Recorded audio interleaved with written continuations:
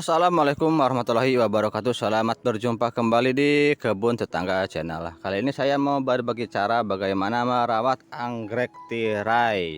Anggrek tirai dari genus Dendrobium. Ini genusnya Dendrobium, tapi perawatannya atau karakternya berbeda dengan Dendrobium yang lainnya ya. Dengan yang seperti ini kan bukan anggrek tirai Dendrobium, tapi bukan anggrek tirai. Dia tipenya ke atas, tinggi, dan perawatannya berbeda sedikit agak berbeda. Dan cara merawatnya cukup mudah banget. Pembungaannya pun tidak sulit. Cara memasang pembungaannya kita mulai dari perawatan dulu ya. Untuk Dendrobium anggrek tirai khususnya ada beberapa jenis Dendrobium yang tipenya sama seperti ini, tipenya anggrek tirai. Yang ini Dendrobium Anosmum farfutonii, Anosmum juga banyak macamnya, tapi tipenya sama atau karakternya sama. Yang ini Dendrobium apilum. Bedanya seperti ini, dari daun aja sudah kelihatan. Apilum lebih gendut untuk batangnya dan warnanya lebih warna gelap. Daunnya lebih terlihat lebih renyah atau lebih apa ya? Lebih fresh daripada Anosmum. Sedangkan Anosmum hijaunya hijau polos seperti ini. Kurang lebih seperti ini dah perbedaannya, Anosmum apilum. Dan ini ada juga Dendrobium stuartii. Nah, ini stuartii ini cabutan ya, saya baru nanam, baru nempel, akarnya baru mulai jalan, akar barunya mulai keluar. Kalau ini udah rawatan. Yang ini perawatannya mudah. Pada fase seperti ini kita berikan aja pupuk pertumbuhan terus sampai size maksimal. Jangan dulu dibungakan atau jangan terburu-buru membungakan anggrek ini jika belum mencapai batas maksimal, karena nantinya kasihan atau sayang juga. Nah, seperti yang ini contohnya. Yang ini sudah dibungakan, sudah dirangsang pembungaan seperti ini. Daunnya sudah tidak tumbuh lagi, sudah mentok segini, cuman berapa senti ini, ada 40 cm kurang lebih 40 cm. Ini sudah pernah berbunga. Ini bekas bunganya. Kalau mau bagus, diberi pupuk pertumbuhan aja terus rutin setiap hari. Dan media tanam sangat mempengaruhi kesuburan anggrek ini. Media tanam yang cocok untuk anggrek ini, media tanam yang poros, berongga cukup kecil tapi poros, dan menjaga kelembaban. Salah satu alternatifnya bisa memakai pakis cacah. Nah, seperti ini. Jika kita tempelkan di papan pakis itu kurang lembab, jadi kita tambahkan lagi pakis cacah seperti ini. Ini dalamnya pakis cacah, kasih pot, dia akan cepat berkembang bagus. Dan anggreknya pun perkembangannya cukup bagus. Ini perkembangan tunas barunya. Seperti yang ini juga, selain pakis cacah bisa juga pakai coco fiber. Nah, seperti ini lur, ini coco fiber atau sebut kelapa. Jadi ketika kita nempelkan di bawahnya, kasih tambahan pelembab seperti ini, nanti akarnya cepat berkembang di sini. Kalau kurang pelembab seperti ini, pertumbuhannya agak lambat, agak kerdil. Dia cocoknya seperti ini, banyak media tanam, agak banyak, tapi dia berongga kecil tapi poros juga tentunya. Dan ini sangat pas untuk Dendrobium seperti ini, untuk anggrek tirai. Kalau misalkan di papan polos bisa hidup, tapi harus siramnya ekstra. Kalau seperti ini dia sangat pas seperti ini media tanamnya. Kalau media tanam arang saya kurang menyarankan, dia bisa hidup, cuman kesuburannya jauh lebih subur jika seperti ini. Dan memang dia hidupnya seperti ini, anggrek tirai, jadi lebih cocok jika kondisinya, posisinya menggantung seperti ini, menjuntai. Kalau tidak menjuntai kurang bagus juga pertumbuhannya, dia lebih cepat seperti ini. Ini juga udah lumayan, semenjak dipindah ke papan dia lebih cepat pertumbuhannya, lebih gede-gede ya. Dan panjangnya ini bisa mencapai 1,5 meter, bahkan lebih mencapai 2 meter jika sudah subur. Kalau tidak buru-buru dibungakan, jadi kita suburkan dulu, setelah mencapai batas maksimal kita baru bungakan. Dan cara membungakannya gampang. Kalau yang begini itu dari perawatan, pemupukan 1 minggu sekali, penyiraman setiap hari usahakan, atau jika kondisi masih lembab atau ada hujan nggak usah disiram, tapi setidaknya 1 kali sehari ini harus disiram. Dan untuk perbanyakan cukup mudah, perbanyakannya sangat mudah. Kalau untuk Dendrobium, kita bisa memotong batang-batang tua yang sudah seperti ini, atau batang yang sudah tidak produktif seperti ini. kita potong, simpan di tempat yang lembab dan sirkulasi udara yang bagus. Nanti dia keluar anakan seperti ini. Kalau mau lebih aman, jangan dulu dipotong, kita biarkan keiki ini berkembang, baru kita potong. Contohnya yang ini nih, udah bagus. Yang ini satu seperti ini lur. Dia udah tumbuh keiki, tambahkan pelembab. Nah, nantinya akar seperti ini. Akarnya sudah menjalar di media tanam. Jika sudah banyak, kita bisa potong. Jadi si keiki ini tidak stres, dia langsung berkembang dengan bagus. Yang sudah panjang mana ya? Ada beberapa yang sudah panjang. Nah, yang ini nih. Ini panjang nih, semeter lebih. Ini anakannya udah tumbuh dan akarnya juga udah bagus. Bisa kita potong seperti ini. Nanti kita semai atau mau langsung di papan juga bisa kita aplikasikan ya. Misalkan kini papan pakis atau papan kayu udah dikasih pelembab, kita tempelkan di sini ikat. Ikatnya seperti ini aja. Ini pelembab di bawah, ini di atasnya. Biarkan akarnya nanti merambat ke bawah. Seperti ini. Ini lebih pas kalau misalkan terlalu dibenam, rawan busuk. Jadi penanamannya kurang lebih seperti itu kalau untuk anggrek Dendrobium ini, untuk anggrek tirai khususnya. Dan ini lebih aman, paling aman menurut saya. Pakai pelembab dulu. Akar sudah panjang, baru kita potong dan tanam di tempat yang baru. Kalau mau disemai dulu bisa, nanti sebelah sana ya. Nah, ini yang saya semai dulu. Ini Dendrobium apilum. Jika sudah seperti ini, dia sudah mau pindah ke papan, harus digantung seperti yang tadi ya. Dia pengennya seperti itu. Kalau di pot kan posisinya begini dia. Pokoknya tidak cocok kalau di pot. Ini untuk sementara aja.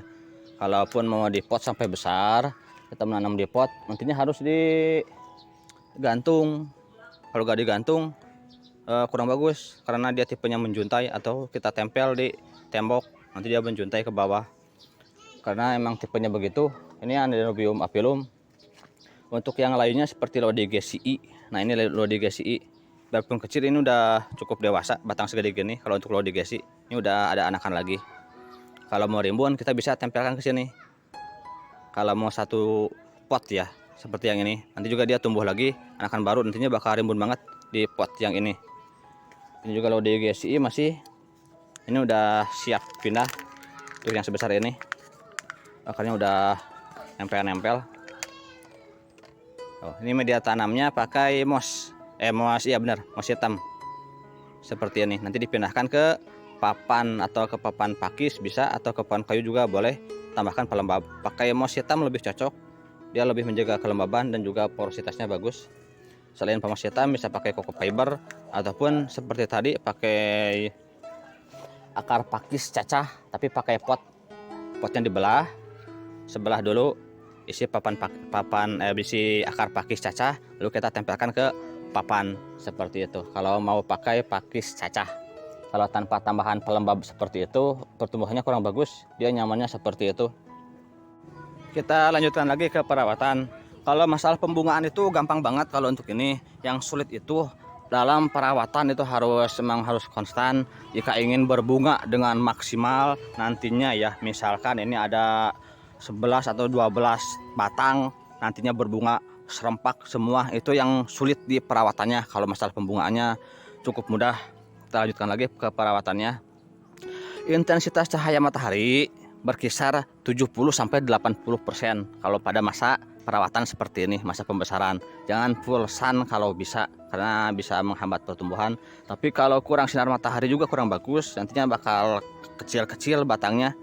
Jadi 70-80% intensitas cahaya matahari. Penyiraman jangan sampai kekeringan, usahakan disiram, jangan sampai kekeringan pada masa seperti ini. Nah, untuk pembungaan jadi begini, dia habitat aslinya menempel di pohon dan di alamnya tidak ada yang menyiram. Jadi dia pada masa musim hujan dia mengumpulkan energi dia untuk tumbuh, menumbuhkan tunas-tunas baru, batang-batang yang subur, semuanya dikerjakan sama plant ini ketika musim hujan. Ketika musim kemarau tiba dan menjelang musim kemarau, plant sudah dewasa, batangnya gede, cadangan makanannya banyak di sini dan siap untuk berbunga. Ketika masa musim kemarau, daun rontok dan dia mengeluarkan bunga. Tujuannya untuk kelestarian habitat kelestarian spesiesnya. Nah, begitulah siklus alam. Jadi dia mengeluarkan bunga untuk bertahan hidup seperti itu, untuk mempertahankan kelestarian spesiesnya. Jadi jika kita treatment di rumah, kalau mau membungakan, jika plantnya sudah size maksimal, kita keringkan media tanam, jangan dulu disiram selama beberapa hari sampai batas aman. Biasa kita nyiram setiap hari, kita mulai jarang-jarang kan nyiramnya, misalkan 2 hari sekali, nanti 3 hari sekali, sampai 1 minggu sekali penyiraman. Dan ketika sudah mencapai 1 minggu sekali penyiraman, kita ganti pupuknya dengan pupuk pembungaan. Pupuk bungaan banyak macamnya, banyak mereknya, boleh pakai apa aja, yang penting triknya seperti itu. Kita keringkan dulu, kita jarang-jarangkan dulu penyiramannya sampai dia tutup daun. Nanti dia berhenti tumbuhnya ya, ini kan masih aktif, nanti dia berhenti tumbuh. Kalau sudah tutup daun, menjelang tutup daun, langsung kita berikan pupuk pembungaan dan dia pun akan berbunga. Nanti dia rontok daunnya dan berbunga. Untuk beberapa kasus ini tidak rontok bunganya, tidak rontok daunnya maksudnya, sorry. Seperti yang ini berbunga, daun tidak rontok. Tapi pada umumnya ini dia rontok dulu, apalagi ini anosmum, apilum ya, sorry, apilum rontok dulu baru dia berbunga. Dan caranya seperti itu, dikeringkan dulu. Dan jika daunnya rontok semua itu jangan khawatir, kalau untuk anggrek ini memang tipenya seperti itu, dia merontokkan dulu daunnya baru berbunga. Jika kondisinya pas, kalau misalkan kondisinya tetap basah, kita siram setiap hari, yang jadinya bukan bunga tapi keki seperti ini. Jadi kalau mau membungakan, kita stres air istilahnya ya, di stres air, dijarang-jarangkan dulu, nanti dia tutup daun, mau gak mau dia berhenti tumbuhnya ya, daunnya berhenti tumbuh. Dan ketika menjelang tutup daun seperti ini, kita berikan pupuk pembungaan, boleh dari merek apa aja, tidak masalah, yang penting sesuai dengan dosis dan aturan pakai yang tertera di masing-masing label kemasan. Biasanya 2-3 minggu kemudian dia langsung berbunga setelah rontok daun rontok dan bunga pun muncul seperti itu. Nah, itulah yang sulitnya dalam perawatan. Kalau membungakan tuh seperti itu, kurang lebih mudah banget, cuman memang perawatannya yang sulit jika mau membungakan secara maksimal. Jika ingin plantnya subur, bunganya banyak, itu yang sulitnya di sininya, fase-fase perawatan seperti ini. Kita harus benar-benar menjaga kesuburannya. Suburkan dulu biar gemuai dulu tangka ininya nih, plantnya. Nanti kalau sudah subur, cadangan makanannya banyak dan berbunga pun akan maksimal. Kurang lebih seperti itu. Dan kalau dipaksa pembungaan bisa seperti ini pun bisa kita paksa pembungaan kalau mau. Caranya ya tinggal dikeringkan aja, diberikan pupuk pembungaan. Teman sayang jangan dulu, soalnya seperti ini masih kurang maksimal kalau menurut saya. Ini baru 1 jengkal, yang ini belum lagi susul tunas-tunas baru yang ini. Makanya ditahan dulu aja pembungaannya, biarkan dulu dia rimbun, tunas barunya banyak, batang barunya banyak. Nanti yang seperti ini, nah batang-batang tua seperti ini saya potong buat perbanyakan. Jadi kita sisakan batang-batang yang benar-benar masih aktif seperti ini. Ketika sudah mencapai batas maksimal, kita bungakan, maka akan berbunga dengan rimbun, berbunga semua. Karena memang seperti inilah tipenya dia, siklus hidupnya. Di musim penghujan dia mengumpulkan cadangan makanan, dan di musim kemarau dia berbunga untuk kelestarian hidupnya. Tujuan bunga kan untuk kelestarian ini ya, kelestarian spesiesnya. Bunga, nanti dia berbuah untuk beranak, dan seperti itulah siklus alam. Sekian aja dulu dari saya, mudah-mudahan bermanfaat. Jangan lupa dukungannya dengan cara like, comment, and subscribe. Dan saya tidak jualan pupuk, jadi untuk pupuknya boleh dari merek apa aja, boleh kimia, boleh juga organik. Yang penting kalau pada fase seperti ini, berikan pupuk pertumbuhan dengan kadar nitrogen yang lebih tinggi dari kalium dan fosfat.